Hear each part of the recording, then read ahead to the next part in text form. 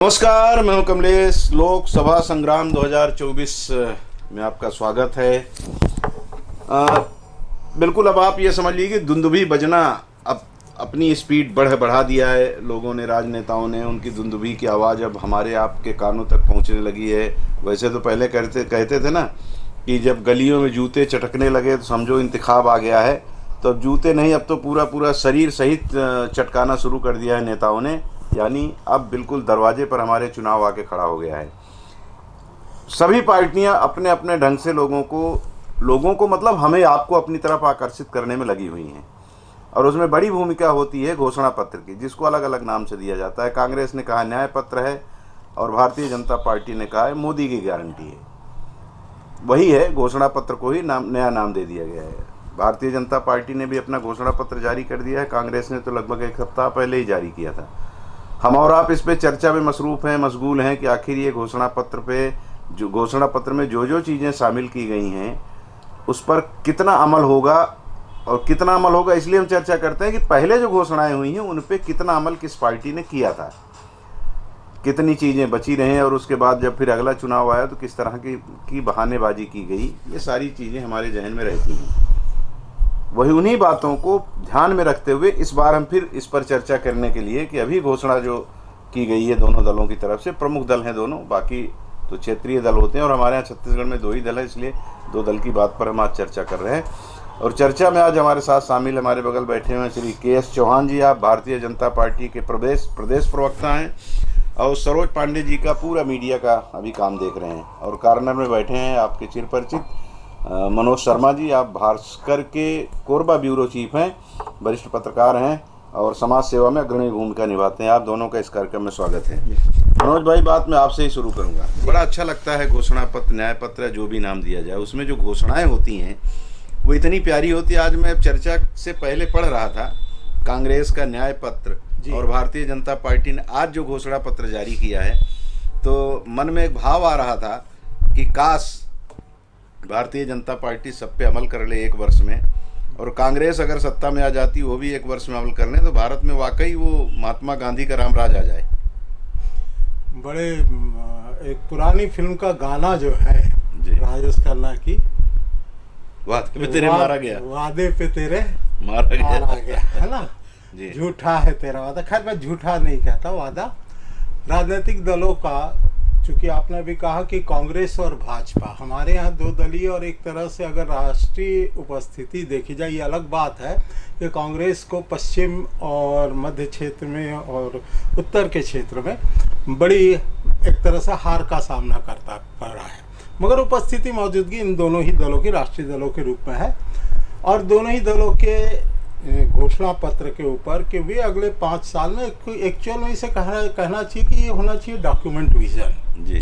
Document vision की बजाय अब ऐसा होते जा रहा है पिछले कुछ सालों में कि नाम चाहे कुछ भी दे दे, आप संकल्प पत्र दे दे, न्याय पत्र दे दे, घोषणा पत्र दे दे, या मोदी की गारंटी दे दे जी। वो ये रहा है कि एक बड़ा वर्ग जिसको आप फोकस करना चाहते हैं अपने वोट बैंक के तौर पे, बड़ी बातें एक्चुअल में वो उसी दृष्टि से की जा रही है। जी है ना।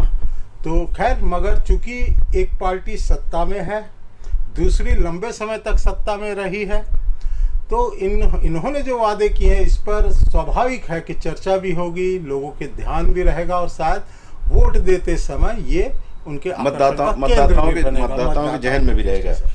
चौहान साहब जी, भारतीय जनता पार्टी के संकल्प पत्र में मैं पढ़ रहा था, भाजपा का संकल्प मोदी की गारंटी नाम आप लोगों ने दिया है। इसमें बुजुर्गों को जो 70 साल से अधिक उम्र के होंगे उनको आयुष्मान भारत योजना के तहत 5 लाख तक का इलाज, 3 करोड़ लोगों को मकान, मुफ्त राशन 2029 तक, मुद्रा योजना की सीमा 20 लाख तक बढ़ा दी गई आपने, UCC का दायरा पूरे भारत में, CAA के तहत लोगों को नागरिकता, 1 नेशन 1 इलेक्शन, पेपर लीक नियंत्रण कानून, MSP में वृद्धि, और किसान सम्मान निधि जारी रहेगी, बुलेट ट्रेन का विस्तार, PM सूर्य घर, मुफ्ती बिजली योजना। मतलब इतनी योजनाएं हैं कि मैं लिखते लिखते मेरे हाथ थक गए तो मैं रुक गया। मैं बोला कि चलिए कुछ तो आपसे बात हो जाएगी जी। 3 करोड़ लखपति दीदी, वर्किंग वुमन के लिए इंडस्ट्रियल और कमर्शियल क्षेत्रों में हॉस्टल, महिलाओं के लिए पब्लिक टॉयलेट का निर्माण और मेंटेनेंस, नारी शक्ति बंधन अधिनियम लागू किया जाएगा। ये जितनी योजनाएं लाई गई हैं मुझे लगता है कि पहले जो घोषणा पत्र आपकी तरफ से आया था, भारतीय जनता पार्टी का घोषणा पत्र जो था, उसमें कुछ चीज़ें हैं जिसका उल्लेख हम बाद में करेंगे कि वो नहीं हो पाई। तो इसमें आप लोगों को क्या लगता है, चूंकि आप तो प्रवक्ता हैं, तो आपकी पार्टी में प्रवक्ताओं को पहले प्रशिक्षित किया जाता है कि कौन सी बात को आपको ज़्यादा हाईलाइट करना है जी। ये इस पे कितना यकीन करें लोग जी इस घोषणा पत्र पे? जी जी, जैसे कि आपने बोला कि मोदी की गारंटी जी, तो मोदी की गारंटी मैं आपको बता दूं कि मोदी सिर्फ एक नाम नहीं, एक काम का नाम जी। और मोदी जी ने और भारतीय जनता पार्टी ने जो पहले बोला वो करके दिखाया। और अभी आप देखेंगे महोदय कि हमारा जो पहले के घोषणा पत्र थे, पहले की जो योजनाएं थी जी, जो अभी जो योजनाएं हैं उसका विस्तार है जी, विस्तार ही हमारा आधार है जी। आज कांग्रेस का घोषणा पत्र और भारतीय जनता पार्टी घोषणा पत्र में एक मूलभूत अंतर है जी। और वो ये है कि कांग्रेस का घोषणा पत्र जो है वो खुद को स्थापित करने के लिए है और भारतीय जनता पार्टी का घोषणा पत्र जो है वो जनता को स्थापित करने के लिए। आज आप ये देखिए कि हमने जो पहले जो योजनाएं लाई, जो हमने 80 करोड़ लोगों को मुफ्त राशन के लिए और 50 करोड़ लोगों से ऊपर जो लोगों के जन धन खाते खुलवाए और 34 करोड़ लोगों को आयुष्मान कार्ड दिया और 25 करोड़ लोगों को गरीबी रेखा से ऊपर लेके आए, 11 करोड़ लोगों को हमने शौचालय बनवा दिया और 10 करोड़ लोगों के घर गैस कनेक्शन पहुंचा दिया, 4 करोड़ लोगों का छत पहुंचा दिया। और आप ये देखेंगे कि उसी चीज का हमने विस्तार किया। आज हमारी जो कल्पना है, आज हमने सिर्फ राम राज्य की में के तहत सिर्फ मंदिर नहीं बनाया, हम राम राज्य की स्थापना करना चाहते हैं, जिसका ये एक छोटा सा नमूना है, एक छोटा सा कार्य है कि हम अपनी व्यवस्था को कैसे ले जाएं। राम राज्य में क्या होता था, सिर्फ एक चीज होती थी जी।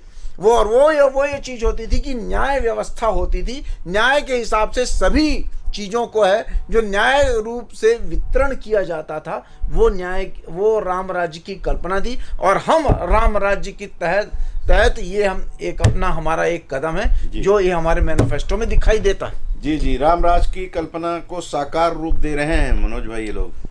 जैसे अब इसमें एक चीज आपको बता दें कि हमने कांग्रेस के प्रवक्ताओं को भी आमंत्रित किया था, लेकिन उनके यहाँ 2 दिन बाद रैली वगैरह है, तो उसकी वजह से वो लोग उसमें मसरूफ है, तो उन्होंने कहा फिर हम बैठ जाएंगे, इसलिए आज हमारे साथ कोई कांग्रेस का प्रवक्ता या कांग्रेस का नेता नहीं जी। जैसा भाई साहब ने कहा कि भाई आपने भी कहा कि पार्टी के प्रवक्ता हैं, तो उस दृष्टिकोण से बात रखेंगे, सही भी है, उनका धर्म है। मगर जब घोषणा पत्र की बात होती है तो केवल एक पार्टी का घोषणा पत्र स्वयं को स्थापित करने के लिए, तो ये इस तरह से भी कहा जा सकता है कि चूंकि वो घट के 50 के आसपास रह गए, तो कांग्रेस तो स्वयं को स्थापित करने का प्रयास कर ही रही है। मगर ऐसा नहीं हो सकता। मैंने कहा कि जो पार्टी का विजन डॉक्यूमेंट होता है एक्चुअल में घोषणा पत्र, मगर दिक्कत ये हो गई है कि उन घोषणाओं पर अमल की जब बात आती है जी, सत्ता की वजह से भाई साहब ने कहा कि विस्तार किया जाएगा जी। 10 साल पहले एक कोर जैसे गंगा की नमामि गंगे योजना की बात हुई, 20,000 करोड़ रुपए जारी भी किए गए जी। 2022 तक महज 25 या 27 प्रतिशत इसका खर्च हुआ जी। तो वजह ये 6 साल में एक मीटिंग हुई है, 6 साल में एक मीटिंग हुई, जबकि ये बताता है कि आखिर जो घोषणा पत्र होते हैं उनके बिंदुओं पर अगर जैसा आपने कहा कि वो ईमानदारी रहे। जैसे भाई साहब ने एक और बात कही कि 4 करोड़ लोगों के सर पर आवास हो गए जी। कभी ये आंकड़ा 3 करोड़ उनके मंत्री ही जो है सदन में बोलते हैं, तो ये वेरिएशन क्यों है? ये सही है कि वो चीजें हुई, मगर आंकड़े कम ज्यादा हो सकते हैं, आंकड़े कम ज्यादा होते, ये अच्छी बात है कि हुई, मगर आंकड़े कम ज्यादा आखिर सत्ता की यानी ये हुआ कि गवर्नेंस की डिलीवरी जो है वो उतनी परफेक्ट नहीं रही। होना ये भी चाहिए कि आप वादे करें तो एक निश्चित समय सीमा जब आप तय करते हैं कार्य योजना बना के, तो उसमें पूर्ण होना चाहिए। जैसे बुलेट ट्रेन का विस्तार की बात हो गई, जब उसको साउथ में भी ले जाएंगे, नॉर्थ में भी ले जाएंगे, अभी वेस्टर्न पार्ट का गुजरात का रीजन और बॉम्बे का रीजन है ना, वहीं अहमदाबाद से बॉम्बे चलेगी ट्रेन पहली। काफ़ी कुछ काम हुआ, मैं जानता हूँ। उस समय में गुजरात का ही मैं मूल निवासी हूँ, मुझे वहाँ के संपर्क भी बताते हैं कि किस तरह से तेज गति से काम रहा। मगर दूसरा वाला जो सिरा है जी। बॉम्बे का, जहाँ पर काम रुक गया था, या कह लें कि ये कहा जा सकता है कि भाई महागठबंधन की सरकार थी, उद्धव अब सरकार हमारी ने उसमें सरकार है, जी, जी। और वहाँ पे वो बाधाएं आई मगर काम रुका, जी 10 साल बीत गए। जी तो ये सवाल भी किया जाना चाहिए। जी, बिल्कुल बिल्कुल बिल्कुल किया जाना चाहिए, और मुझे लगता है इसीलिए उद्धव सरकार को निपटा भी दी है।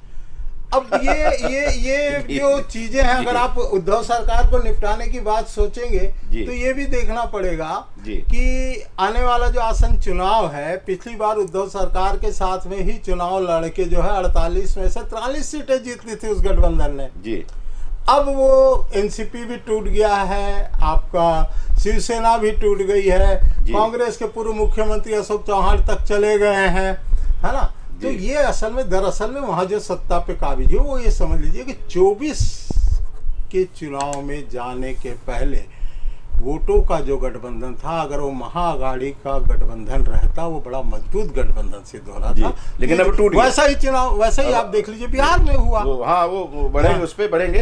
हाँ। न्याय पत्र में पढ़ रहा था इनका 5 न्याय 25 गारंटी कांग्रेस का। अब कोई कांग्रेसी होता तो अपनी बात रखता है, लेकिन अब भाजपा की रखे तो इनकी भी बता दे। प्रमुख आरक्षण की सीमा बढ़ाकर 50% का जो वो दायरा था उसको बढ़ाया जाएगा।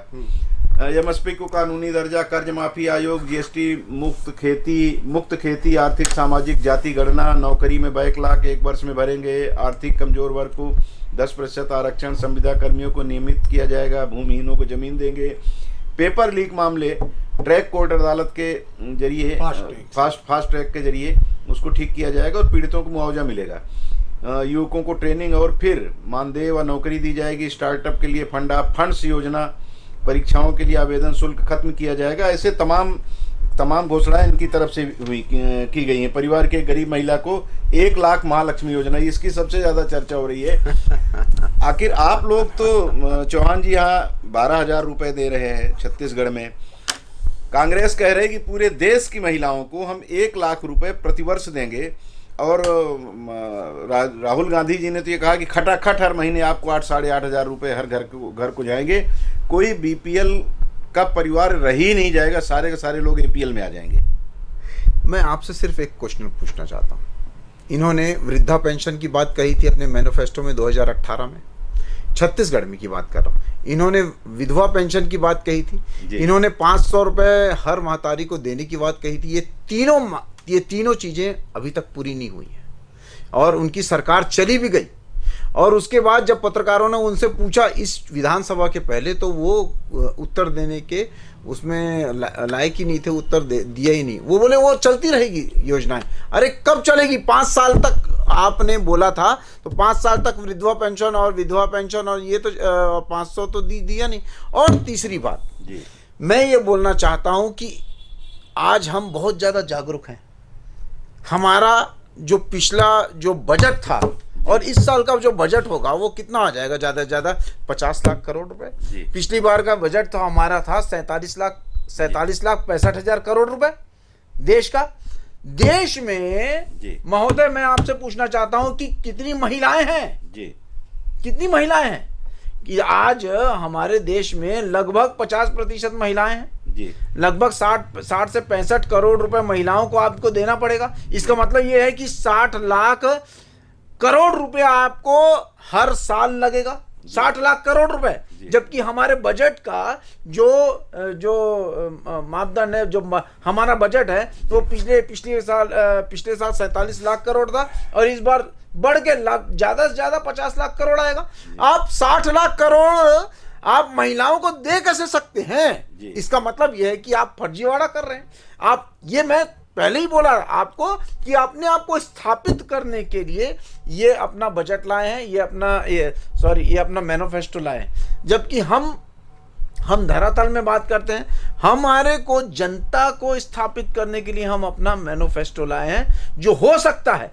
आज रोटी नहीं रोजी चाहिए लोगों को, आज वो आत्मनिर्भर बनना चाहते हैं, और जिसके कारण हमने ये आत्मनिर्भर का जो एक संकल्प लेके हम चले हैं, वो राम राज्य की ओर लेके जाता है। मैं फिर से बोलता हूं कि यही राम राज्य है जो ये बोलता है कि हम आपको रोटी नहीं रोजी देंगे जो आप। और दूसरी बात, आज हम मुफ्त बिजली की बात करते हैं तो मुफ्त बिजली बांटने की बात नहीं करते हैं। हम ये बोलते हैं कि जैसे जैसे हमने पूरे घर में शौचालय स्थापित किया है, पहुंचाया है शौचालयों को, वैसे ही हम हर घर में सोलार सिस्टम लगाएंगे जो मुफ्त बिजली की ओर लेके जाएगा आपको, और जीरो आप मुफ्त बिजली ले पाएंगे।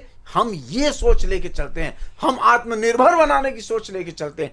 हमने लोगों को डेवलप किया है, लोगों को मजबूर नहीं बनाया, लोगों को मजबूत बनाया है। इस पे आधारित है हमारा मैनिफेस्टो, जो कि 100%। आप एक भी योजना बता दीजिए हमारी कि जो हमने पहले नहीं की, और हो सकता है कि आज की देश काल और परिस्थिति के हिसाब से जो चीज़ें सही हैं, जिसको बढ़ाना है उसको बढ़ाया जाएगा, जिसको कम करना है उसको कम किया जाएगा। जैसे अभी भाई साहब बोल रहे थे, हमारे वरिष्ठ पत्रकार बोल रहे थे कि नमो गंगा में जो काम करना था, हमने एक योजना बनाई, आगे चल के उस चीज में बहुत ज्यादा पैसा लगाना उचित नहीं हुआ, तो जनता का पैसा है जनाब, ये किसी नेता और किसी पार्टी का पैसा नहीं है कि हम लोग उसमें लगाते ही जाएं कि उसमें आगे काम हो या ना हो, आगे जरूरत हो या ना हो। वो पैसा किसी पार्टी के फंड में नहीं चले गया, वो पैसा दूसरे मदों में चले गया, जिसपे और विस्तार किया गया, दूसरी चीजों में विस्तार किया गया।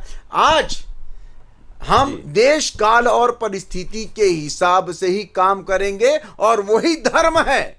धर्म यही है, एक राजनेता का, एक पार्टी का, और एक स्थापित पार्टी का, और एक रूलिंग पार्टी का यही धर्म है कि जनता का पैसा जनता के पास जाए, और देश काल और परिस्थिति के हिसाब से आप काम करें। नमामि गंगे, भाई साहब कह रहे हैं नमामि गंगे प्रोजेक्ट वापस नहीं लिया गया है, उसके काम की गति धीमी है। जिस तरह से गंगा में आपके अपने हमारे देश के प्रधानमंत्री ने कहा, मैं गंगा ने मुझे बुलाया है।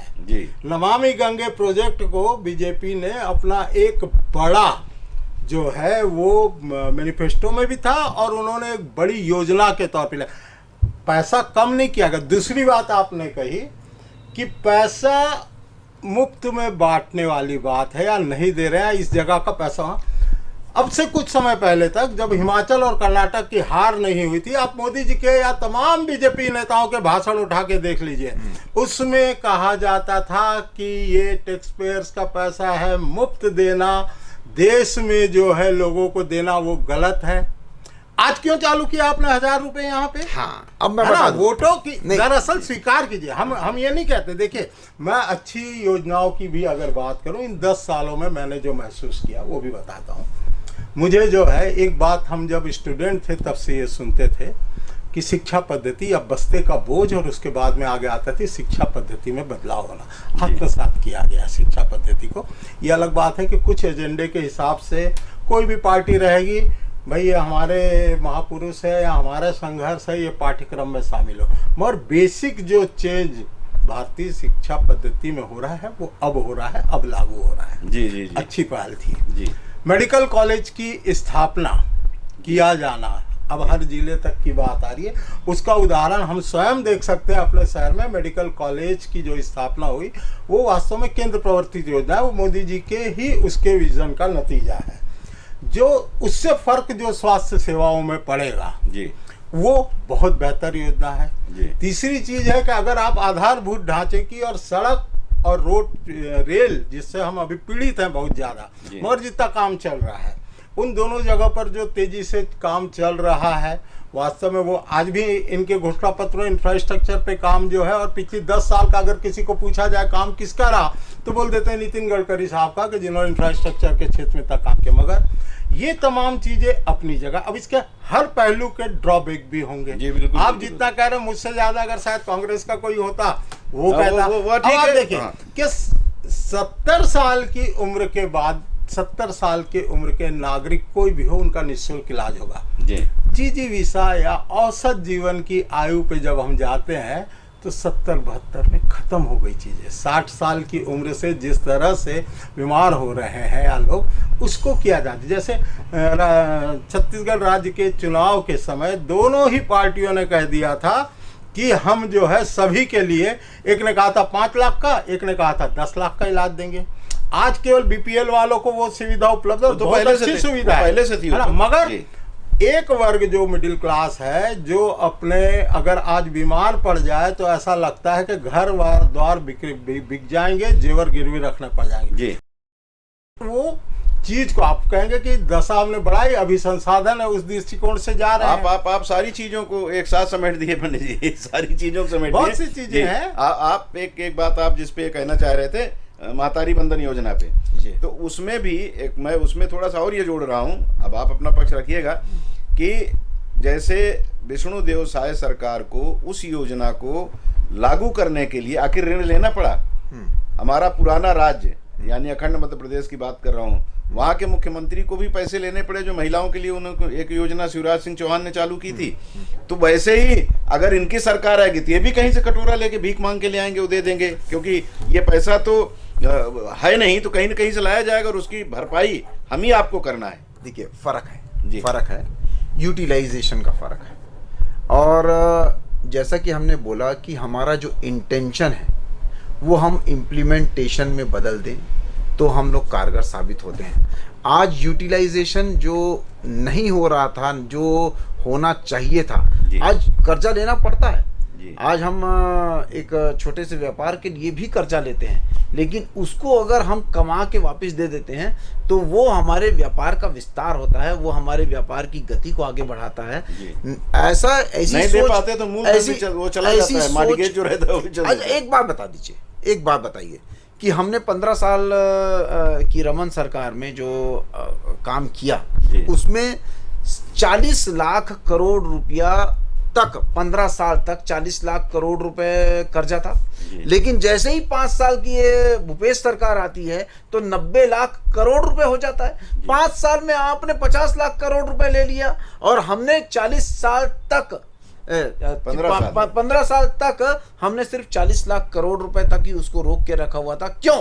क्योंकि हमारा इंटेंशन था कि हम कमा के यहाँ पर से जो छत्तीसगढ़ की जनता है उसमें लगाएं। दूसरी बात, आज महतारी वंदन योजना की आप बात करते हैं तो महतारी वंदन योजना आज आप भाई साहब, आज आप किसी महतारी से पूछिए, नहीं खुश है, खुश है। आज ये 1000 रुपए जो है वो आप और हमारे लिए, आप और हमारे और कौन खुश नहीं आज सुनिए, आज आपके हमारे लिए ये 1000 रुपए बहुत ज्यादा कीमत नहीं रखता है, लेकिन उनको हम देखें जिसकी आंखों में आंसू आ जाते हैं, जिसके आंखों से आंसू खत्म हो जाते हैं इस 1000 रुपए लेके, वो इतने खुश हैं। तो इसीलिए तो उन्होंने 8,500 कर दिया ना। नहीं 8,500 किया तो किस आधार पे किया? वही नहीं, आप ये बताइए ना, कर रहे हैं वही सो भी करेंगे आज। नहीं, उन्होंने भी बोला था कि हम आपको 1200 देंगे, लेकिन क्या छत्तीसगढ़ की जनता ने उन पर विश्वास जताया? नहीं। क्यों नहीं जताया?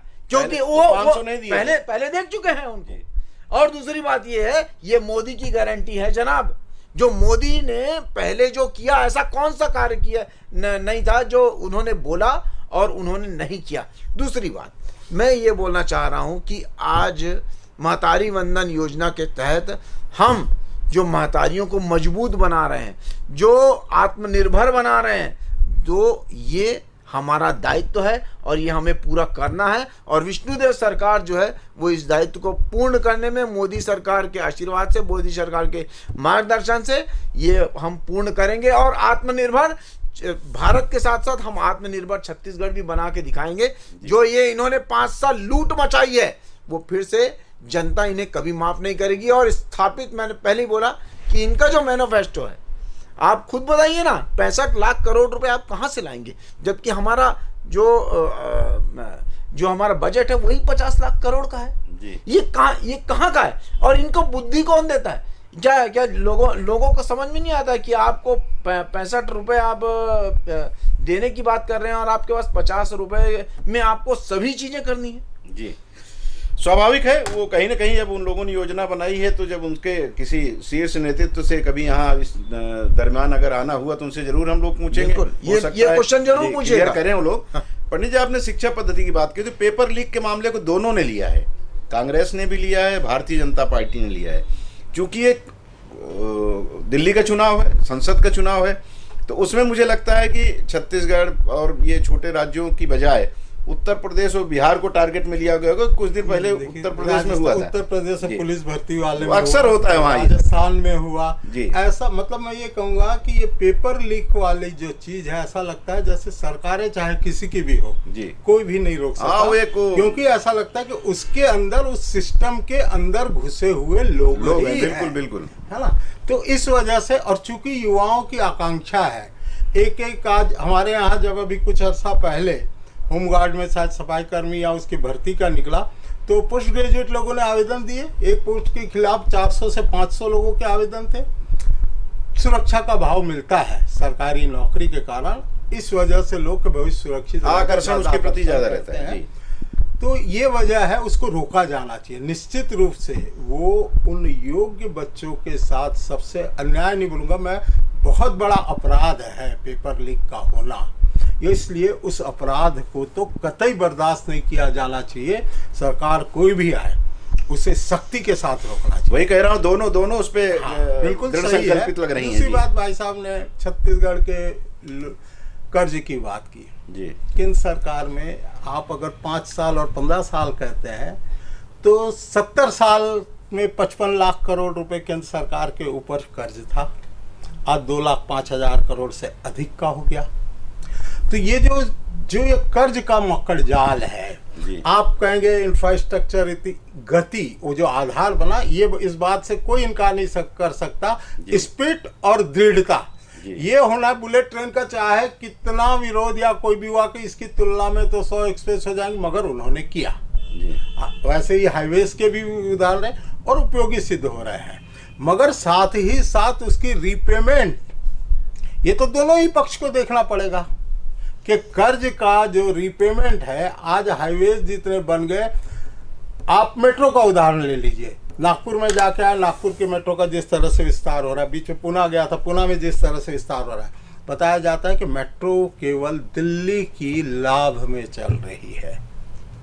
तो रीपेमेंट, आखिर वो वर्ल्ड बैंक से, अंतर्राष्ट्रीय वित्तीय संस्थानों से उसका कर्ज है जी। तो उपयोगिता, इंटेंशन, उसको इम्प्लीमेंटेशन और उसके बाद में उसका उपयोग वाला जो शब्द है और उससे रीपेमेंट, इस दृष्टि को भी संकल्प पत्र में देखा जाना चाहिए। अगर जितने वादे इसमें किए गए हैं अगर जोड़ा जाए तो हम कहेंगे कि ये पैसा तो कहीं से आ ही नहीं सकता, न केंद्र सरकार के लिए भाजपा के वादे पे आ सकता है, न ही कांग्रेस के पास आ सकता है वो पैसा। जी, बिल्कुल, मगर दोनों ही तर्क ये देंगे कि ये इस तरह से लागू होगा, जैसे कहा जाता है कि कांग्रेस ने कहा न्याय वाली गारंटी योजना में कि चयनित किया जाएगा, सबसे कमजोर जो महिलाएं होंगी उन्हें सबसे पहले 1 लाख दिया जाएगा। कोई वो तय नहीं है जी है ना, सीधी अभी हमारे 1,000 रुपए के लिए जो बात हुई, प्रयास में लोग बोलते इतना बड़ा मुर्गा देखा, बोले इतना थोते नहीं, बोल दूसरा हाथ लगा दे दो, तो दूसरा हाथ बाद में लगता है। तत्काल में अगर उदाहरण है तो 1,000 रुपए महीना वाला महतारी वंदन योजना का है।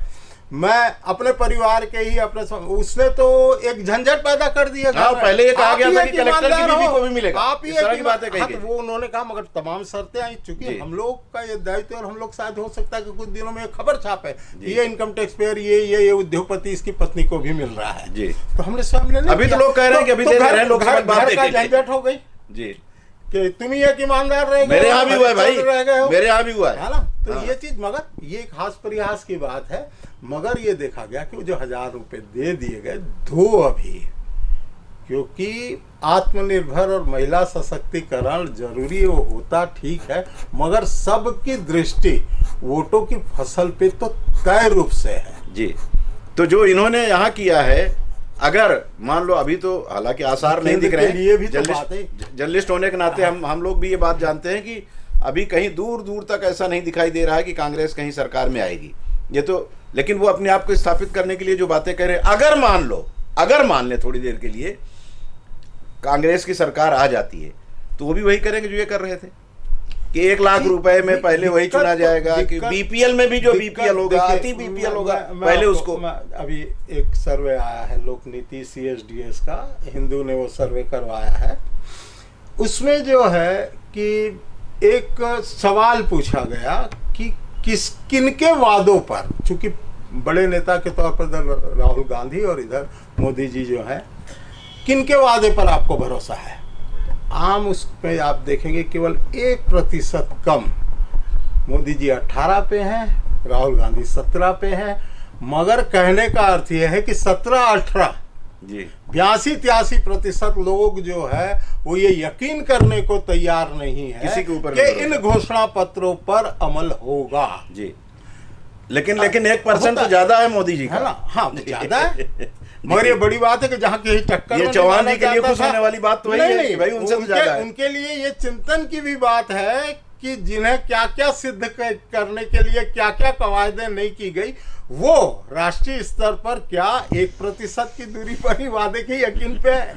देखिए जी सबसे पहली बात तो ये है जो 17-18% की महोदय बात कर रहे हैं, वो 130 करोड़ की जनता में से कितने लोगों का सैंपल लिया गया है क्या? सुनिए मेरी बात, मैं अपनी बात बोल रहा हूँ, मैं अपनी बात बोल रहा हूँ। हाँ कहिए कहिए जी जी जी।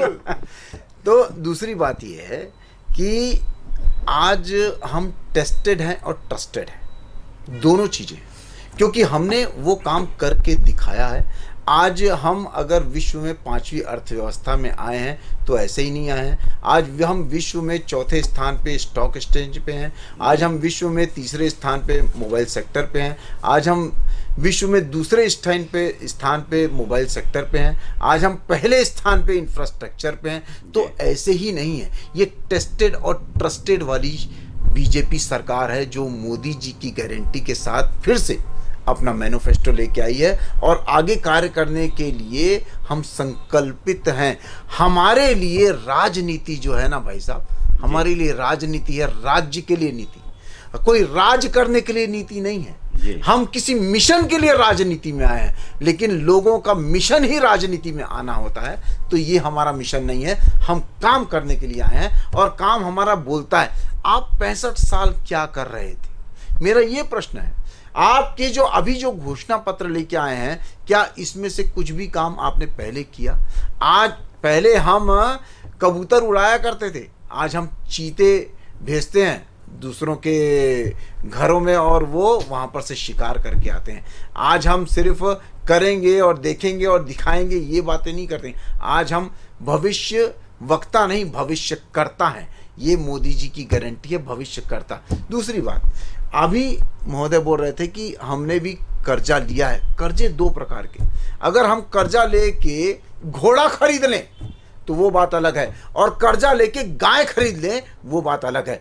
गाय, हमने कर्जा लेके गाय खरीदी है, पूंजीगत व्यय किया है, और ये लगभग 27% है, जो पहले कभी स्वाधीन भारत में 27% पूंजीगत व्यय नहीं आया। जो हमने कर्जा लिया है वो पूंजीगत व्यय में लिया है और उसका रिटर्न्स आएगा। आज हम इंफ्रास्ट्रक्चर बना रहे हैं 3 गुना, आज हम बुलेट ट्रेन चला रहे हैं, आज हम वंदे भारत चला रहे हैं, आज हम दूसरी भी चीज़ें चला रहे हैं। और आपने जो मेडिकल कॉलेज बोला, 315 मेडिकल कॉलेज, 315 मेडिकल कॉलेज आज तक किसी भी 10 साल में कभी नहीं हुआ। 390 विश्वविद्यालय हमने खोल दिए और 16 हमने एम्स खोल दिए भाई साहब, 7 IIT खोल दिए और 7 IIM खोल दिए। ये पहले कभी 10 साल में स्वाधीन भारत में कभी नहीं हुआ। 65 सालों में आपने 7 IIT नहीं खोले थे जितना हमने 10 साल में खोल दिया। और मुझे फक्र होता है कि इन पिछले 10 सालों में हमारे केंद्र के कोई भी मंत्री बोले, प्रधानमंत्री को तो छोड़ दें, मंत्री तक को आज तक किसी के ऊपर कोई एलिगेशन नहीं लगा। इस बात का हमें फक्र है, क्योंकि हम भारत के लिए, भारत की जनता के लिए जीते हैं और उनके लिए काम करते हैं। ये हमारा प्रमाण है और उसी के प्रमाण के तहत ही आज जो विश्वसनीयता हमने पाई है, ये इसीलिए पाई है कि सबका प्रयास, सबका साथ, सबका विकास हो रहा है, तभी सबका भी विश्वास हम लोग जीत पाए हैं। ये हमारी उपलब्धियां हैं। जी, एक बात और आती है मनोज भाई, महिलाओं को लेकर के जो बातें न्याय पत्र में उनके और इसमें मोदी की गारंटी में आ रहा है, दोनों महिलाओं की तरफ ज़्यादा फोकस कर रहे हैं कि हम इनको नौकरी इतना देंगे, फिर हम 33% से ऊपर राज्यसभा, लोकसभा और विधानसभा में भेजेंगे। फिर ये तो कह रहे हैं कि इनके न्याय पत्र में तो है कि हम केंद्र सरकार की जो भी नौकरी होगी उसमें 50% हम उनको देंगे। तो ये दोनों का है भाई। तो कुल मिला के इस समय एकदम यही चल रहा है कि हर घर में द्वंद्व करवा दो। ना द्वंद्व करवा, देखिए पति को जो कहा जाता है कि पुरुष प्रधान देश है, हालांकि पुरुष प्रधान देश नहीं रहा है कभी, लेकिन वो ऐसी स्थिति कर दो। द्वंद्व करवाने की बात नहीं है जी भाई साहब, चाहे कितना भी कहें कि सत्ता हासिल करना ही लक्ष्य नहीं है, साध्य भी जो है पवित्र होने चाहिए, साधन भी पवित्र होने चाहिए।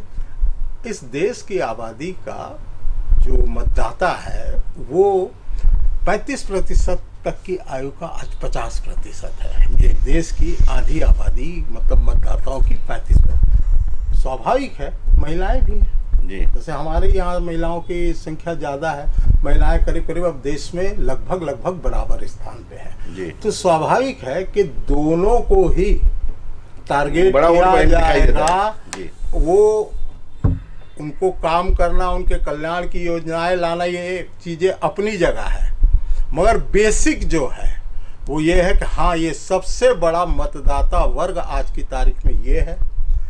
मोदी जी के लिए जो है उन्होंने जो कहा कि महिलाओं के लिए जो है कि सबसे, जैसे अभी उन्होंने शक्ति वाली बात पे जो उनके बयान को लेकर किया फोकस है, और महिलाओं के वोट का जो प्रतिशत है उनके लिए बहुत से जो युवा वाला है उसमें रोल मॉडल है वो। तो ये कर रहे हैं, दोनों ही कर रहे हैं। आप सत्ता में हैं 10 साल से आप, मगर ये जो भाई साहब ने अभी कहा कि 10 साल में इतनी चीज़ें हुई, तो आधार तैयार करने में और वो विज़न या वो देखना, नेहरू जी ने, मैं कोई कांग्रेस का प्रवक्ता नहीं हूँ, मगर नेहरू जी ने उस दौर में उस चीज़ की कल्पना की जब ये देश सपेरों का देश कहा जाता था, जब भूखे हमारे पेट भरने के लिए अमेरिका से गेहूं आता था। वो देश की तरक्की अगर 65 साल जो कहा जा रहा है, जिस पे सवाल लगाया जा रहा है, वो 65 साल का आभारी है। ये आप कह सकते हैं कि उस 65 साल में इससे कहीं ज़्यादा काम हो सकता था, मगर उसकी शुरुआत उनकी वैज्ञानिक सोच थी। उस सोच के तहत चाहे वो IIM हो, चाहे इसरो हो, चाहे IIM हो, ये तमाम परिकल्पना है कि उस दौर में अगर वो व्यक्ति सोचे। हमारे अपने छत्तीसगढ़ का भिलाई स्टील प्लांट जब हम स्कूल में पढ़ते थे, आधुनिक भारत का तीर्थ जी, तो ये जो कल्पना की जानी और उसको साकार करने के लिए और आगे कंप्यूटर की जब बात करते थे राजीव गांधी, तो उसमें तो नरेंद्र मोदी जी भी उनकी तारीफ करते हैं, ऐसा नहीं है ना, तारीफ करते हैं जरूर, मगर साथ ही साथ वो 70 साल का लांछन और नेहरू जी ने ये किया, और जहां पर संवेदनात्मक मुद्दे होते हैं वो बड़ी तेजी से होते हैं। पहले भाषण में 10 eminence university, world class university, उसका पैसा जारी करेंगे 1 लाख करोड़ की लागत से। एक भी बन गई हो यूनिवर्सिटी तो बता दीजिए। जितनी 300 और इतनी बनी है प्राइवेट धंधेबाजों की यूनिवर्सिटी कितनी है वो भी देखा जाना चाहिए जी। खैर ये तो सब कुछ हमारे ये कहना, आप अगर कमजोरियों की तरफ जाएंगे, कमी की तरफ जाएंगे तो बहुत सारी मिलती है। दृढ़ता है, मैंने अभी एक बात कही, 2 चीज कही, दृढ़ता और स्पीड जी। इस चीज पर तो कोई भी बहस, मतलब जिस स्पीड से काम और जिस दृढ़ता के साथ करना है यानी करना है। आप इसे फिर ये कह दें कि ये जो है सरमुख्तियारशाही है, तानाशाही है, एक व्यक्ति का चल रहा है ना। योजनाओं को लागू करने के लिए आपको इतना ही दृढ़ संकल्पित होना पड़ेगा कि ये लागू हो। रही बात जो आने वाली का संकल्प दिखाई देता है कि जो चीजें मैंने देखी, मैंने अपने मित्रों से कहा भी जी, यार ये जो चीजें हो रही है अगर वो जिद अपेक्षाओं के साथ हो रही है जी, निश्चित ही हम अगर वो पूरी होती है तो सोने की चिड़िया जो बार बार हम लोग सुनते थे, शायद अपने जीवन काल में एक आध उसका चूजा जरूर देख जाएंगे। उतना सफल और समृद्ध भारत हो जाएगा। मगर अगर कहीं फेल हुए तो प्लान बी कहीं नहीं रहेगा जी। बिल्कुल बिल्कुल, ये इतनी बड़ी राशि है जी। बिल्कुल और नहीं तो नहीं, परिहास में मैं बहुत गंभीर हो जाते हैं आप लोग, तो इसलिए मैं थोड़ा सा उसको परिहास में लेता हूँ कि वो बुलेट ट्रेन वाली बात पे मैं किसी कवि का सुन रहा था, हास्य व्यंग वाले का, बोले इतने चतुर हैं मोदी जी, गुजराती हैं, गुजराती तो आप भी गुजराती हैं, तो गुजरात का तो हर व्यक्ति व्यापारी होता है। तो बोले सिंजे आबो के साथ जो उन्होंने समझौता किया 50 साल बाद पैसा 100 साल का 100 साल का किया है, बोले 50 साल बाद, हाँ 50 साल बाद ना हम रहेंगे न सिंजे आबो रहेंगे, तो सिंजे आबो तो खैर दुनिया चले गए। वो एक अलग बात हो जाती है। तो वो कर्ज लेने वाला ये मान के चलता है कि मैं दे दूंगा, नहीं दे पाता तो थोड़ी दिक्कतें होती हैं। आत्मनिर्भर बनना, जैसे हम लोग अनुभवी, आप अगर इस कहीं किसान जो है, देखिए 2 पहलू है। हमारे एक इलेक्ट्रीशियन है हरी करके जी, मैंने कहा को लगातार नहीं दिख रहे कैसे भी, तो बोले गांव में खेती देखने चलती है। अभी कैसे खेती अचानक याद आई? बोले अब गांव में मजदूर नहीं मिल रहे हैं, अधिया के लिए भी नहीं मिल रहे हैं।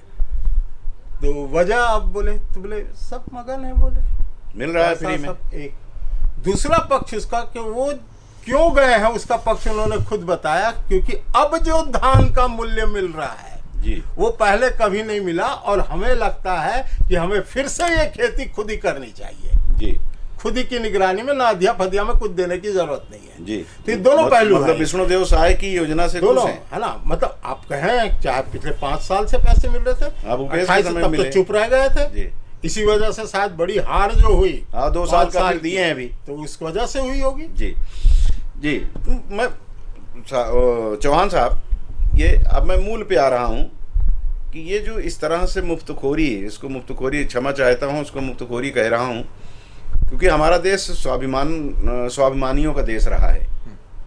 हम जब इतिहास में बहुत सारी चीज़ें पढ़ने को मिलती है, हमारे बुजुर्गों को भी हम लोगों ने जो बाल्यकाल में सुना है, तो कहते थे कि भाई जितना है, जितना चद्दर है उतना ही पाँव पसारना, ये बड़ी पुरानी कहावत है, और लोग करते थे ऐसा। लेकिन आज ऐसा नहीं हो रहा है। आज कोई भी दल हो, मैं भारतीय जनता पार्टी कांग्रेस की बात नहीं कर रहा हूँ, सारे दल लोगों के सामने ऐसा तस्तरी में पेश कर देते हैं योजना अपनी, और इस तरह से मुफ्त में देने की जो एक चलन बढ़ गया है अभी, ये कहीं ना कहीं देश को नुकसान नहीं पहुंचाएगा आगे चल के? देखिए, एक विज़न होता है जी, एक विज़न ये होता है कि हम एक पौधा लगाते हैं, और पौधे में अगर हम डंडी लगाते हैं और वो डंडी को हम हमेशा के लिए लगाए रखें ना, तो पौधा आत्मनिर्भर नहीं हो पाएगा, वो गिर जाएगा, ज़्यादा नहीं चल पाएगा। लेकिन अगर डंडी लगाए ही ना, तो वो पौधा ज़्यादा ग्रो भी नहीं कर पाएगा। लेकिन कुछ समय के लिए हमारे को ऐसी योजनाएं लानी पड़ेंगी ताकि हमारा पौधा ऊपर आ सके, आत्मनिर्भर बन सके। उसके बाद हम उस चीज़ को हटा के अपनी डंडी दूसरी जगह लगाएं। आज महतारियों को बहुत ज़्यादा ज़रूरत है, हमारे किसान भाइयों को बहुत ज़्यादा ज़रूरत है, हमारे युवाओं को बहुत ज़्यादा आज ज़रूरत है। आज हमारे ठेली खोमचे वाले जो जिनको 10-10 हज़ार रुपये हमने आर्थिक मदद पहुंचाने की कोशिश की है, आर्थिक लोन देने की कोशिश की है, उनके लिए बहुत ज़रूरी था जी। आज रोजगार, हम ये नहीं बोल सकते हैं कि रोजगार सिर्फ सरकारी नौकरी होता है, क्योंकि सिर्फ भारत में ही नहीं, पूरे ऑल ओवर वर्ल्ड में भी देखेंगे तो सरकारी नौकरी लगभग 1% है। और आज रोजगार ये होता है कि हम उनको इस लायक बना दें कि उनका धंधा चल सके, उन लोग अपनी आय खुद अर्न कर सकें। तो इसके लिए हम मजबूत करना चाहते हैं उनको, और यही हमारा मिशन है। और इसी के तहत आप पिछले बजट भी देखेंगे, दूसरे बजट भी देखेंगे, और लगातार हमारे पिछले 10 सालों में पूंजीगत व्यय, फिर से मैं बोल रहा हूं कि पूंजीगत व्यय जो है वो बढ़ते ही जा रहा है। तो इसका प्रमाण ये है कि हम रोटी नहीं, रोजी देना चाहते हैं।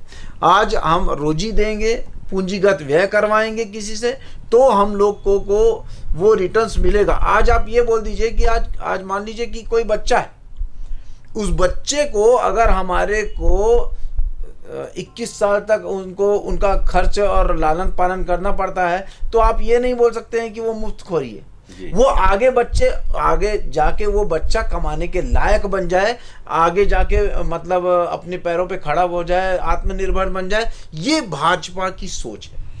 और इसके तहत ही हम लोग पूरी योजनाएं इसी के तहत ही देते हैं। जी, वो ठीक है चौहान साहब, लेकिन एक चीज़ यह भी आती है कि 10 साल के लिए हमारे यहाँ कानून लागू किया गया था 1950 में कि आरक्षण हम देंगे। आज आरक्षण को छूने की कोई ऐसे जरा से टच करने की कोशिश करता है ना, पूरे देश में आग लग जाती है जी। तो वैसे ही ये मुफ्तखोरों को हम इतना जब दे रहे हैं, जिस दिन कोई बंद करने की बात करेगा उस दिन वो सरकार से बाहर हो जाएगा। ये आप टच करके देख लीजिए किसी योजना को। ये आपकी बिल्कुल सोच सही है, लेकिन एक आम जनता की भी आप सोच देखिए। हम भी एक आम जनता है जी। हम किसी दल से पहले एक आम जनता है, आम भारतीय हैं, आम छत्तीसगढ़ी जी। आज आप एक आम जनता की सोच देखेंगे महोदय, तो एक यही है कि आज हम आत्मनिर्भर बने जी। हमारे को अगर आप मुफ्त रोटी रोजी देते हैं तो हम लोग खाने के लिए वो तैयार नहीं है। हमारे को खुद स्वावलंबी बनना है, खुद हम लोग को कमाना है, इस पे ही सोच है। आज किसी भी आज जो आम जनता है ना, वो किसी दल की नहीं होती जी, किसी दल की नहीं है, वो ना कांग्रेस की है, ना भाजपा की है, ना किसी की है। जो उसके लिए सही है, जो उसके राष्ट्र के लिए सही है, उसके देश के लिए सही है, प्रदेश के लिए सही है, जो उसके शहर के लिए सही है, जो समाज के लिए सही है, उसी को वोट देने जाती है। और आज की डेट में सभी को मालूम है कि हमारे को किसके पक्ष में जाना है और कौन हमारे को आगे बढ़ा सकता है। तो जनता उसी ओर जाना चाहती है और बहुत बहुत जागरूक हो गई है। आप पिछले 2018 में देखेंगे, तीनों राज्यों में सरकार आ गई थी कांग्रेस की, छत्तीसगढ़, एमपी और महाराष्ट्र में, राजस्थान में। और उसके बाद 65 लोकसभा सीटों में चुनाव होते हैं 4 महीने के बाद, उसमें सिर्फ 3 सीटों में कांग्रेस सिमट के रह जाती है। क्यों? क्योंकि जनता की जागरूकता है जनाब। ये जनता ये जानती है किसको कि कौन देश चला सकता है, कौन नहीं चला सकता है जी। जनता ये बहुत बखूबी से जानती है। और कोरबा की जनता, छत्तीसगढ़ की जनता भी ये सब अच्छे से जानती है कि जब राज्य में अपनी सरकार है और केंद्र में भी किसकी सरकार आने वाली है, भारतीय जनता पार्टी की सरकार जोरों शोरों से आ रही है। बात आज सरकार आने और नहीं आने की नहीं है, बात आज 400 पार करने की है जी। आज फिर से बीजेपी सरकार नहीं बोल रहे हैं, हम बोल रहे हैं फिर 400 पार बोल रहे हैं, इस बार 400 पार बोल रहे हैं। तो ये 400 पार लाने की लड़ाई है, सरकार लाने के लिए नहीं है। आज कांग्रेस को अपना विपक्ष को बनाए रखने की कवायद है। कांग्रेस अपना विपक्ष का नेता बन जाए, विपक्ष में हम रहें, उसके लिए जद्दोजहद कर रही है, अस्तित्व की लड़ाई लड़ रही है जी। आज कांग्रेस और ये सभी हर जनता जानती है, तो उसके साथ वो जाना पसंद नहीं करती। आज नोटा बढ़ गया है, नोटा का परसेंटेज बढ़ गया है, लेकिन भारतीय जनता पार्टी का वोट ऑफ परसेंटेज घटा नहीं है। आज वो नोटा में कौन डाल रहा है? भाई हम नोटा में डाल देंगे लेकिन कांग्रेस को नहीं देंगे। कांग्रेस का वोट ऑफ परसेंटेज गिरा है। आज आप ये देखिए 2009, 2014, 2019 तीनों के लोकसभा के जो सीटें हैं उन सभी को जोड़ लेंगे ना कांग्रेस की, तो 2019 की जो भारतीय जनता पार्टी की भारतीय जनता पार्टी की जो एक चुनाव की जो सीटें हैं वो उससे कम है जी। तो ये फर्क आम जनता को सब दिखाई देता है। मतलब कांग्रेस को नहीं देंगे, नोटा को दे देंगे। नोटा को दे देंगे, तो भाजपा को भी तो नहीं देंगे। नहीं, भाजपा का तो वोट ऑफ परसेंटेज बढ़ा है। ये कह रहे हैं नोटा में जोड़ जा रहे कांग्रेस के, वोट ऑफ परसेंटेज बढ़ा है। नहीं ठीक है, नहीं वोट, मैं ये बोलता हूं कि कांग्रेस के जो समर्थक हैं आज वो कांग्रेस के समर्थक भी समर्थन के लिए जाने के लिए रेडी नहीं है। हम नोटा को दे देंगे जी। लेकिन भारतीय जनता पार्टी का वोट ऑफ परसेंटेज तो बढ़ा है ना। आज 2 से 302 में कैसे पहुंची भारतीय जनता पार्टी? तो और आज आप ये देखिए कि भारतीय जनता पार्टी जो पहले 2014 में जो स्थिति थी, आज कौन सी स्थिति है? आज 2014 में इनकी 9 राज्यों में सरकार थी कांग्रेस की, आज 3 राज्यों में सिमट के रह गई है। क्यों हुआ ऐसा? और पिछले 10 सालों में भारतीय जनता पार्टी से जो डायरेक्ट लड़ाई हुई है उसमें 90% आप चुनाव हारे हैं। ये क्यों भूल जाते हैं हम? और ये चुनाव किसने हराया? ये भारतीय जनता पार्टी ने नहीं हराया, ये जनता ने हराया भाई साहब। वो तो लोकतंत्र में वही मालिक है। नहीं, हाँ, जनता से पार्टियां रहती है, पार्टी से कोई जनता नहीं रहता। जनता से नेता रहता है, नेता से जनता नहीं आती है। जी बिल्कुल बिल्कुल। चलिए अब हम लोग उस पे आ जाए। ये बड़ा लंबा एक अलग विषय पे इसका वोट का जो प्रतिशत वाली बात है ना, अगर आप विधानसभा चुनाव पिछला देखेंगे, नोटा ऐसा नहीं है कि कांग्रेस को वोट नहीं देंगे, हम नोटा को दे देंगे, वो भाजपा को भी वोट दे देता है। मगर जो प्रतिशत की बात है, अगर पिछले चुनाव का विधानसभा चुनाव, उससे पहले विधानसभा चुनाव, उन दोनों चुनाव में अगर देखेंगे तो छत्तीसगढ़ ले लीजिए, राजस्थान ले लीजिए और मध्य प्रदेश, 3 जो राज्यों में हुआ, 0.6 से लेकर 1.5% तक का अंतर है। इससे ज्यादा अंतर नहीं है। अलग अलग राज्यों में 0.6, 0.8 और करीब 1% का। तो नोटा का प्रतिशत बढ़ गया, इस वजह से नहीं बढ़ा कि कांग्रेस के वोटर्स भी कांग्रेस को नहीं दे रहे, वो तो अपना 40% का इन राज्यों में वोट बेस बचा के रख ली। ये आश्चर्यजनक है सत्ता में रहने के बाद। ये एक अलग पूरा विषय है जिस पर, और 400 पार, ये तमाम चीजों पे तो फिर कभी आपके साथ बैठेंगे और बात अभी ये है कि 11 हमारे यहाँ 11 सीट है छत्तीसगढ़ में। ये घोषणा पत्र जो आज भारतीय जनता पार्टी ने जारी किया है, इसका कितना असर देख रहे हैं आप? देखिए, ये जो पूरा चुनाव जी घोषणा पत्र छोड़ दीजिए, उस पर हमने चर्चा की। मोदी जी के चेहरे पर ही ये चुनाव लड़ा जा रहा है, मोदी की गारंटी पर ही ये चुनाव लड़ा मतलब जो जीतेंगे वहां सब समझ लीजिए मोदी जी जीत रहे हैं। छत्तीसगढ़ की बात है जी, क्योंकि अटल जी ने जो है हमें ये छत्तीसगढ़ राज्य की सौगात दी जी। 1, 2 इससे आगे बढ़ ही नहीं पाए। हाँ, कांग्रेस नहीं बढ़ पाई, नहीं बढ़ पाई, तब भी नहीं बढ़ पाई जब इस पिछले 19 के चुनाव में यहाँ उनकी प्रदेश सरकार थी। वहाँ आप मानिए कि मतदाता शायद ज्यादा समझदार हो गया कि मेरे लिए क्या बेहतर है। हाँ, और किसको कहाँ भेजना है। तो जी। हम जो अभी अनुभव कर रहे हैं, या जो रायपुर तक की ट्रैवल किए या बीच में बाहर गए, तो वो ऐसा लगता है कि बहुत बड़ा अंतर पिछले चुनाव के नतीजों की सीटों की संख्या। पिछली बार 9-2 था। मुझे नहीं लगता कि कोई बड़ा अंतर आने वाला है। जी। आप दावा करेंगे हम 11 में से 11 वो तो वो लोग भी बोल रहे हैं, वो तो वो लोग भी बोल रहे हैं। शायद कांग्रेस के प्रवक्ता रहते, वो भी बोलते हैं हम 11 जीतेंगे। 5-6 नहीं, वो बोलते हम 5-6, क्योंकि मान जी जैसे नेता भी बोलते हैं कि मैं वैसा दावा नहीं करूंगा, हम 5-6 सीट जीत रहे हैं। अभी हाल में उन्होंने बिलासपुर या कहीं कहा।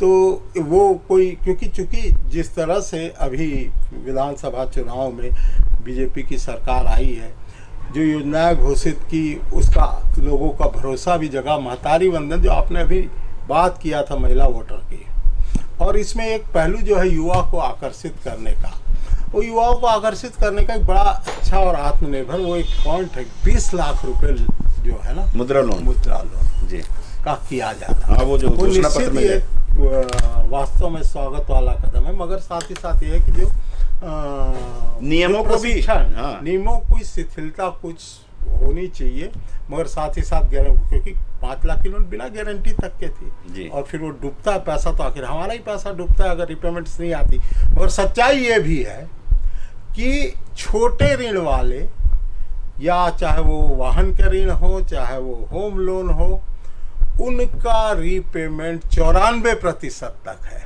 जो बड़े लोन जो लेते हैं, बड़े जो लोग, उनका उल्टा है, वही पैसा नहीं लौटाते, उनका उल्टा है ना। और देश सम्मान और दावे प्रति दावे चाहे दो, सच्चाई यही है कि बैंकों की बुक से हो चाहे कहीं से भी, वो बहुत मजे में है इन 10 सालों के बाद भी जिन्होंने पैसा खा गए थे, उनका बाल बाका नहीं हुआ है। जी, ये आरोप तो सभी लगाते हैं, सच्चाई है, वो आरोप की बात नहीं है, जो सामने है। जी, मैं चौहान जी आपको उधर नहीं ले जाऊंगा जिधर मनोज भाई ले जा रहे थे, क्योंकि वो भी विषय लंबा हो जाएगा। मैंने कहा ना, वो विषय पूरा अलग है, हम इस पे जो है। आप लोग कहते हैं 11 सीट जीतेंगे, और जैसा आपने उल्लेख किया मान जी का, जिनकी पत्नी यहाँ से चुनाव लड़ रही है कोरबा लोकसभा क्षेत्र से, वो कह रहे हैं 5-6 सीट जीतेंगे।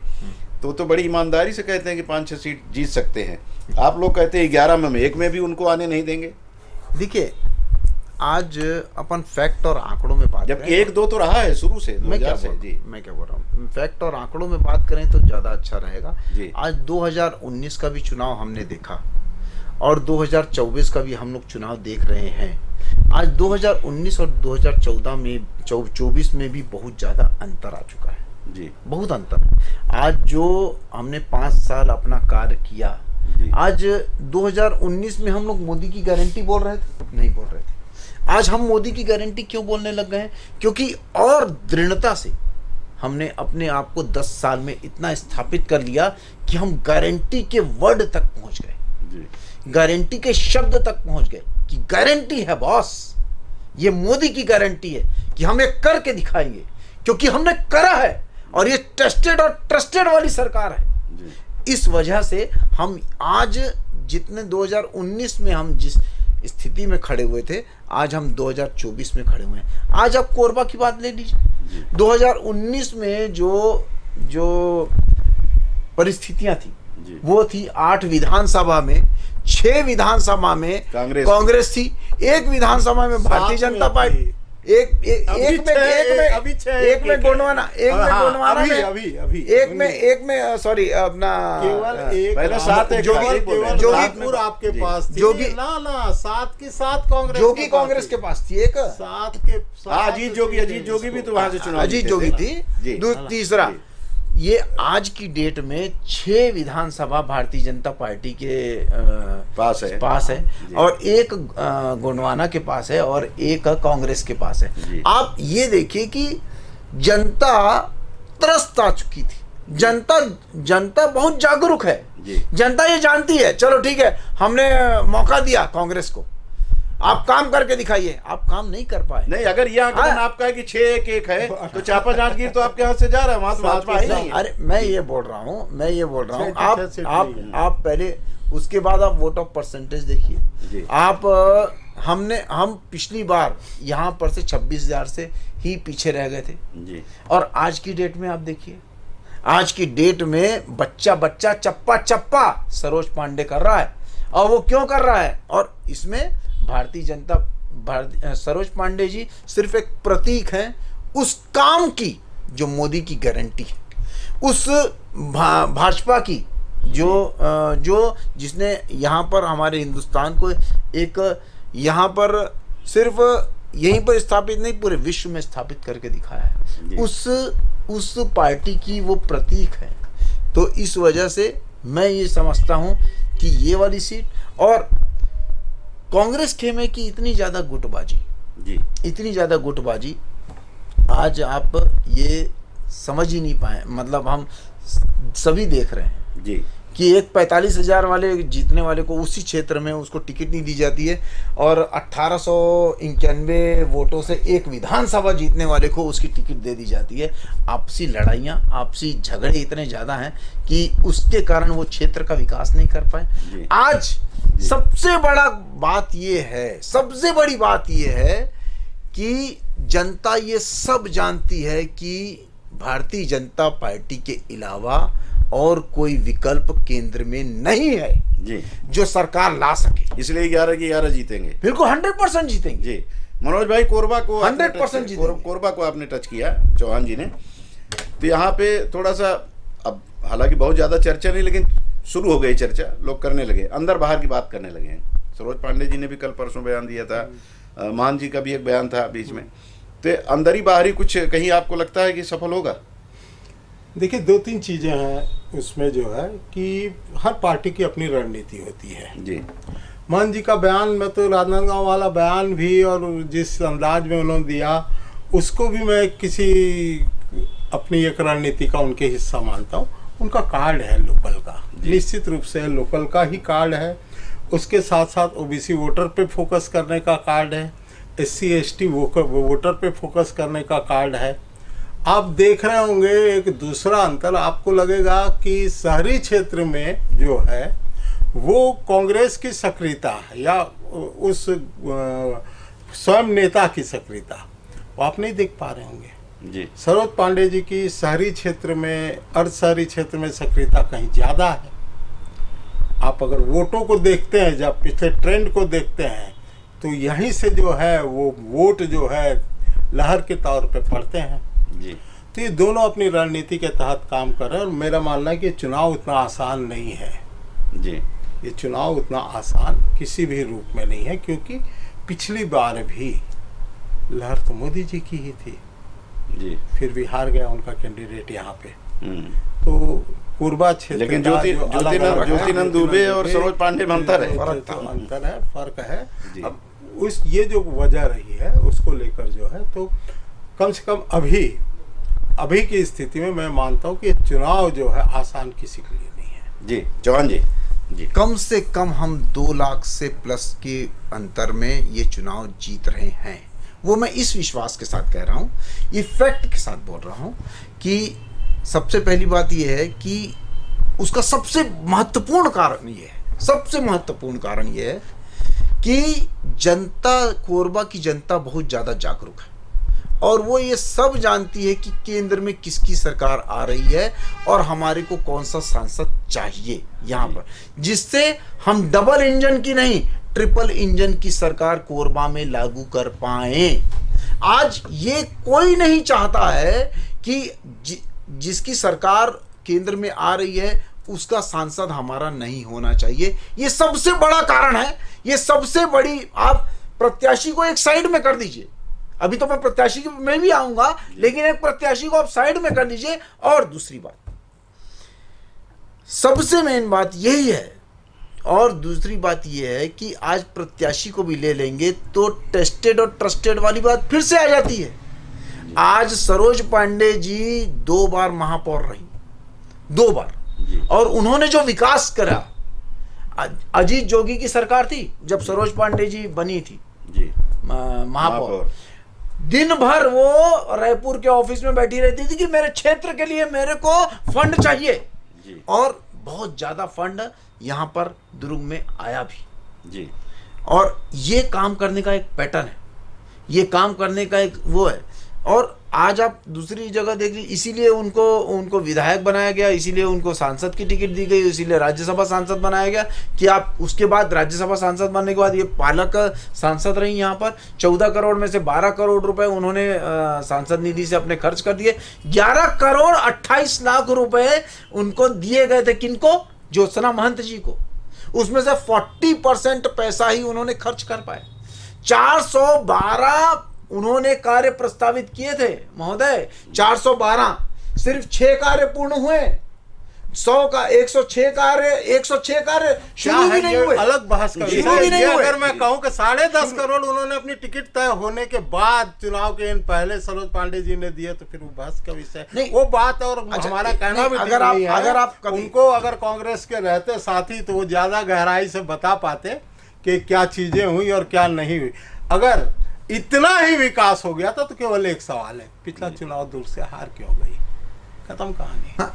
ये अलग अलग चीजें हैं। चुनाव की हार जीत पे बहुत सारे पहलू असर डालते हैं, है ना, बहुत सारे पहलू असर डालते हैं चुनाव के उसके ऊपर में। जिस जगह पर वो कोई भी प्रतिनिधि, मेरा ये मानना है और बड़े साफ तौर पे कहता हूँ, चाहे कुछ भी हो, जय सिंह अग्रवाल के सिवाय इस क्षेत्र में हमको ऐसा एमएलए नहीं मिला कि जिसने किसी विजन छाती ठोक के किसी काम को पकड़ा और उस काम को उससे करवाने की दिशा में कार्य किया जी, है ना। हार गए चुनाव 25,000 वोट से, वो जी हार गए चुनाव वो। जी जी जी तो ये एक अलग चीजें हैं। अभी चीजों में बहुत सारी आपने अपने क्वेश्चन का खुद ही आंसर दे दिया कि जय सिंह अग्रवाल जी जैसे नेता बहुत कम हुए हैं कोरबा में और वो 25,000 वोट से हार गए। नहीं, काम की बात आपने कहा, मैं वही बोला इतना काम उन्होंने वहां, मैं वही भी हार गए, ये भी हार गए। तो मैंने कहा कि चुनाव में बहुत सारे पहलू, मैंने वही बोला आपको। हाँ, चुनाव में बहुत सारे पहलू। बात दूसरी बात, आज आप प्रत्याशी को साइड में रखिए, मैं फिर से बोल रहा हूँ, आज आपको हमने तो पहले कहा कि ये मोदी के हमारा जो प्रत्याशी है वो सोने पे, इंदिरा जी के बाद में यही चुनाव जो है पिछले 2 चुनाव में मोदी जी के चेहरे पे ही है। सर, हमारा जो प्रत्याशी है वो सोने पे सुहागा है। एक तो भारतीय जनता पार्टी की सरकार आ रही है और उसके बाद हमारा प्रत्याशी काम करने वाला है। दूसरी ओर ज्योत्सना महंत जी करेले में नीम चढ़ा है। एक तो उनकी सरकार आ भी नहीं रही है, विपक्ष में उनके अस्तित्व का खतरा है, विपक्ष में भी रहेंगे कि नहीं रहेंगे, और ऊपर से वो 5 साल उन्होंने कोई काम नहीं किया। उनका अपना ही वक्तव्य है कि 3 साल हमने कोई काम नहीं किया, लेकिन 1.5-2 साल हमने काम किया। ये उनका वक्तव्य है, मैं नहीं बोल रहा हूँ। दूसरी बात, चरणदास महंत जी खुद बोलते हैं कि हम अपने ही गलतियों के कारण ये हमको अपनी सरकार से हाथ धोना पड़ा। ये क्या बात है? आपने काम नहीं किया, इसी का तो नतीजा है। और जनता जागरूक है साहब, जनता को कोई सिखा पढ़ा नहीं सकता है, जनता सब जानती है और समय में आने पे वो अपना जो निर्णय है वो दे देती है। 2 चीजें इन्होंने कही, 2 ही सब आप शायद समापन कर, समय बहुत हो गया होगा जी। करेला नीम चढ़ा और सोने पे सुहागा। मतदाता तय करेंगे कि सोना खरीदी करने की उनकी हैसियत है या वो उनके पास पहुंच सकेंगे कि नहीं, या करेला और नीम को वो आयुर्वेदिक औषधि मानकर अपना लेंगे। मतदाताओं के ऊपर छोड़ दीजिए। बिल्कुल। अभी तो ये चर्चाओं का दौर है, हम और आप सब आपस में, अभी तो हम कैमरे पे बात कर रहे हैं जो आप तक बात पहुंची। इसके अलावा भी हम लोग कहीं चाय पीने बैठते हैं, कहीं किसी फंक्शन में जाते हैं, तो वहाँ सब अभी यही चर्चा करते हैं। तो अभी ये चर्चाओं का दौर है और आखिर में जिस दिन आपको बटन दबाना है उस दिन आपको निर्णय लेना है। या पहले भी बहुत सारे लोग मत बना लेते हैं, लेकिन बहुत बहुत लोग ऐसे भी होते हैं जो बिल्कुल वहाँ पहुँचने के बाद एकदम एंड टाइम पे जब इसी को ले भाई तेरे को ही दबा देता हूँ, तो इस तरह का भी रहता है। तो आनंद लीजिए, ये लोकतंत्र का महोत्सव है, तनाव लेने की ज़रूरत नहीं है। जो लोग चुनाव लड़ रहे हैं वही तनाव में रहते हैं, बाकी सबको तनाव में रहने की ज़रूरत नहीं। आनंद लीजिए और फिर ऐसे ही पैनल बना के, आज तो हमने जैसे शुरू में आपको बताया कि कांग्रेसियों को भी हमने आमंत्रित किया था, लेकिन वो 16 तारीख को उनके यहाँ रैली है, इसलिए वो सब उसमें मसरूफ़ हैं, वो नहीं आ पाए। अगली बार फिर हम कोशिश करेंगे कि भारतीय जनता पार्टी और कांग्रेस के लोग साथ में बैठें। आज तो हम लोग वैसे ही काम किए, और मनोज भाई जैसे वो रवि उमी खेलते हैं ना, पपलू या जोकर रहता है, तो जहाँ जरूरत पड़ती है फिट कर लो, तो कभी पत्रकार बन के तो कभी विपक्ष बन करके। पत्रकार के बारे में कहा जाता, मीडिया के बारे में भले आज वो समझ नहीं है कि वो विपक्ष की भूमिका भी निभाता है। हाँ, जब विपक्ष सशक्त न हो जी। तो अभी इसीलिए कुछ बातें ऐसी कही गई जो कांग्रेसी होते तो उस बात को कहते और आगे बढ़ा के कहते। तो उद्देश्य कहीं किसी को लाभ देने का नहीं है, बल्कि ये चर्चा का एक प्लेटफार्म है, और ये चर्चा करने के बाद जो बातें आप तक पहुंचती हैं उसका मतलब फिर आप अपने ढंग से निकालते हैं, और मतलब निकालने के बाद फिर आपका जो मत बनता है उसको आप मतदान के दिन ठप्पे के रूप में उसको परिवर्तित करते हैं। तो आप मन बनाते रहिए, लेकिन चलते चलते एक आग्रह जो मैं प्रतिदिन सबसे करता हूं कि मतदान करने जरूर जाइएगा। वोट किसको देना है किसी को बताने की जरूरत नहीं है, वो आपका अपना अधिकार है, गुप्त है। आप वोट डालने के लिए बिल्कुल उस दिन कोई छुट्टी नहीं, कोई कुछ नहीं, सबसे पहला काम मतदान करने जाना है। ये आज से ही अपना मन बना लें। चलिए इस खास कार्यक्रम को यहीं पर विराम देते हैं। बहुत बहुत शुक्रिया आपको कार्यक्रम देखने का, और बहुत बहुत धन्यवाद चौहान जी, शर्मा जी आपका, कि आप आए समय निकाले इसके लिए। बहुत बहुत शुक्रिया।